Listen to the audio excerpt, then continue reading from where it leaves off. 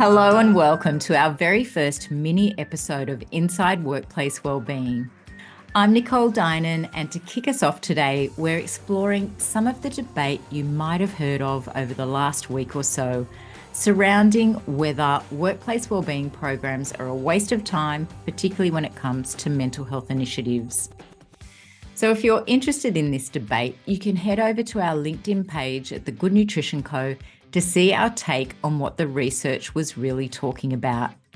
In a nutshell, it was talking about one-off novelty-based initiatives and how they fail to support employee wellbeing holistically, which is something I have to say I actually agree with. Today's episode is brought to you by the Good Nutrition Co., Australia's leading corporate nutrition partner. The Good Nutrition Co. has helped support the health and wellbeing of over 35,000 employees around Australia with exclusive masterclasses and on-demand learning, on-site workshops and one-on-one dietitian support. Head to goodnutritionco.com to find out how we can help you build a culture of health, wellness and productivity in the workplace today. In today's episode, I want to dive into one of the hottest nutrition topics for 2024, the holistic relationship between food and mood.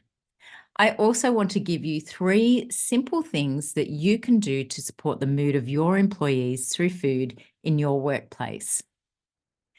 So historically, when employers have considered ways to support the mental health of their employees, their minds may have naturally turned to psychological supports or perhaps some of those novelty initiatives that involve physical exercise or mindfulness programs.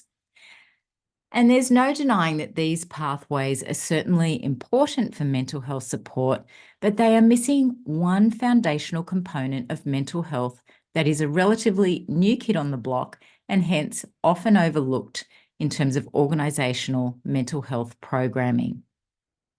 Yes, you guessed it, it's nutrition. Nutrition is the often overlooked aspect of employee mental health that, when strategically addressed, can be a total game changer for workplaces. So by the end of today's episode, I'm confident that you will agree. So why is food so important to the way we feel? Well, let's delve into the intricate connection between the gut and the brain to learn why the food we eat can significantly impact our gut health and in turn influence our mood and overall mental well-being. It's related to the gut-brain axis. So I'm sure a lot of you have heard of that before, the two-way communication network that links the nervous system in the gut, called the enteric nervous system, to our central nervous system in the brain. And it's this pathway that allows the brain to influence activities in our gut, and then the gut to influence our mood, cognition, and mental health.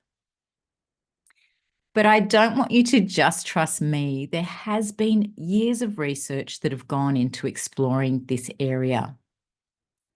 And interestingly, many of the dietary benefits on gut and brain health have been attributed to the anti-inflammatory effects that result from the trillions of gut microbes that live in our gut consuming dietary fibre and polyphenols from the foods that we eat. So it's the waste products of these microbes that actually assist in keeping our gut wall strong and reducing this inflammation. So one diet that is abundant in dietary fibre and polyphenols, so the fuel or the food for those microbes, is, of course, the Mediterranean diet.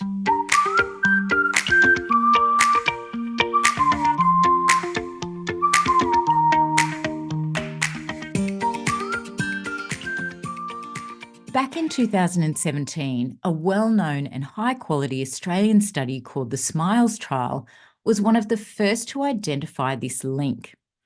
It investigated the effects of adopting a modified Mediterranean diet among participants who had been clinically diagnosed with depression. So the study had quite a simple design. It had 2 groups of participants.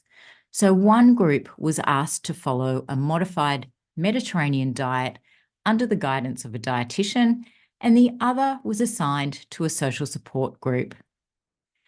The study found that after just 12 weeks, symptoms of depression significantly decreased in the group following the modified Mediterranean diet. And the people who had the greatest improvements in their diet were also found to have the biggest reduction in their depressive symptoms. So the research is super encouraging, but we know in reality that eating a nutritious diet can be easier said than done, particularly if mental health is poor to begin with. And it's part of the reason we created our Food and Mood Masterclass to help guide employees step by step and make it easier for them. So if that sounds interesting to you, please go to goodnutritionco.com and you can find out more.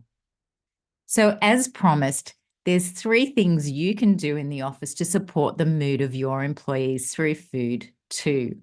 So firstly, you've got to make sure that you have a nutrition policy in place, and that will help you to support a robust nutrition and wellbeing strategy.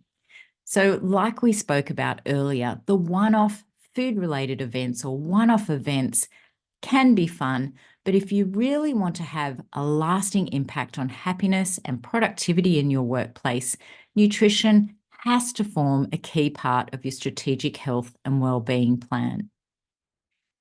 Secondly, walk the talk. So role model the behavior that supports health and happiness in the office. So make sure you're taking a break for lunch, eat in the lunchroom, chat to your staff instead of sitting at your desk with one hand on the chopsticks and the other on the mouse. Snack from the fruit bowl instead of the vending machine. And lastly, get buy-in from your key stakeholders. This can be a lot of fun to find out what your leaders eat to stay healthy and incorporate it into a workplace wellbeing initiative. Our in-person culinary workshops can help you to bring this to life. And of course, seek help if you need it. You can download our free Workplace Wellbeing Nutrition Checklist or book a free one-on-one call with us to discuss your specific workplace nutrition needs. Or if you're already a Good Nutrition Co partner organisation, join us for this month's masterclass as we uncover the specific dietary patterns and foods that are easy to incorporate in supporting a healthier gut and hence a healthier brain.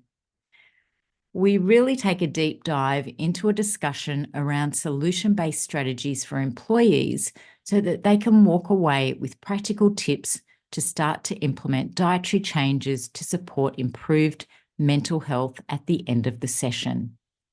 And of course, we're going to give you some delicious recipes too to help make getting started easier. So that's it for today's first mini episode. We'd love to know what resonated with you and whether you feel your workplace nutrition strategy is set up to support the mental health of your employees.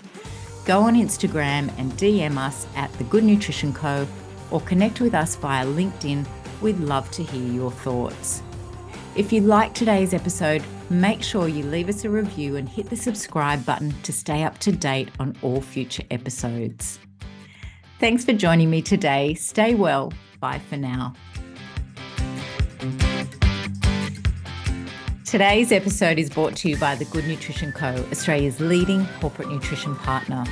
The Good Nutrition Co. has helped support the health and wellbeing of over 35,000 employees around Australia with exclusive masterclasses and on-demand learning, on-site workshops and one-on-one dietitian support. Head to goodnutritionco.com to find out how we can help you build a culture of health, wellness and productivity in the workplace today.